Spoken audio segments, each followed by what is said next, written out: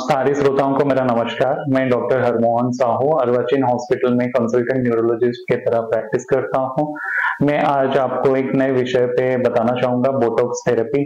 Botox therapy neurologist भी use करते हैं, काफी डर्माटोलॉजिस्ट भी यूज करते हैं। डर्माटोलॉजिस्ट अपने कॉस्मेटिक इंडिकेशंस के लिए यूज करते हैं, बट न्यूरोलॉजिस्ट हम लोग डिफरेंट टाइप ऑफ न्यूरोलॉजिकल बीमारियों में यूज करते हैं, जैसे कि ब्लेफारोस्पैज्म हो गया। ब्लेफारोस्पैज्म यानी आंख का फड़कना, या फिर हेमीफेशियल स्पैज्म हो गया। इस बीमारी में चेहरे का एक हिस्सा फड़कता रहता है।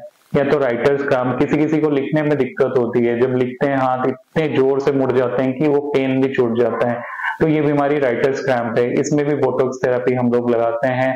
इसके अलावा कई लोग आप देखे होंगे कि जिनकी गर्दन टेढ़ी सी रहती है, साइड में टेढ़ा रह सकता है, पीछे को टेढ़ा रह सकता है, या आगे को भी टेढ़ा रह सकता है, तो ये सब सर्वाइकल डिस्टोनिया है, इसमें भी यूज हो सकता है।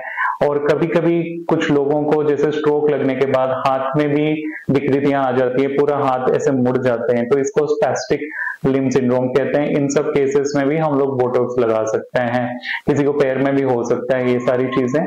तो ये बोटॉक्स थेरेपी हम लोग इन सारे इंडिकेशंस के लिए लगाते हैं। बोटॉक्स जो है वो काफी यानी इफेक्टिव ट्रीटमेंट है, बट थोड़ा महंगा है, इसलिए हम लोग शुरुआत में मेडिसिन से क्योर करने की कोशिश करते हैं।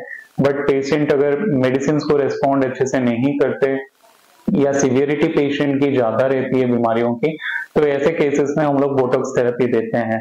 तो बोटॉक्स थेरेपी के फायदे ये हैं कि वो मसल पैरालिटिक एजेंट जैसे काम करते हैं। तो जहां पे भी आपको स्पैस्टिसिटी हो रहा है, यानी हाथ पैर मुड़ जा रहे हैं या चेहरे में फड़क रहे हैं, उन मांसपेशियों को वो थोड़ा सा लूज कर देते हैं। तो इससे ये होता है कि वो फड़कना या हाथ का टेढ़ा होना वो सब कम हो जाता है। और एक बीमारी है जैसे ट्राइजेमिनल न्यूराल्जिया। कई लोग हमारे पास आते हैं जिनको चेहरे पे काफी सीवियरली करंट जैसे सेंसेशंस आते रहते हैं। कई कई को दांत उखाड़ने के बाद आता है करंट सेंसेशन, या फिर किसी को कान के पास आता है। तो ये सब ट्राइजेमिनल न्यूराल्जिया के सिम्टम्स हैं। तो ऐसे केसेस में भी हम लोग बोटॉक्स थेरेपी लगाते हैं। बोटॉक्स काफी इफेक्टिव है। अगर बोटॉक्स थेरेपी लगाना है किसी न्यूरोलॉजिकल इंडिकेशन के लिए, तो एक न्यूरोलॉजिस्ट से आप जरूर मिलिए, और प्रिकॉशंस आपको लेने पड़ेंगे। जैसे बोटॉक्स थेरेपी के बाद 24 घंटे तक एटलीस्ट अगर चेहरे पे लगा है तो चेहरे को साबुन से ना धोएं, या फिर फेस वॉश से ना धोएं, कोई स्पिरिट का एप्लीकेशन ना करें।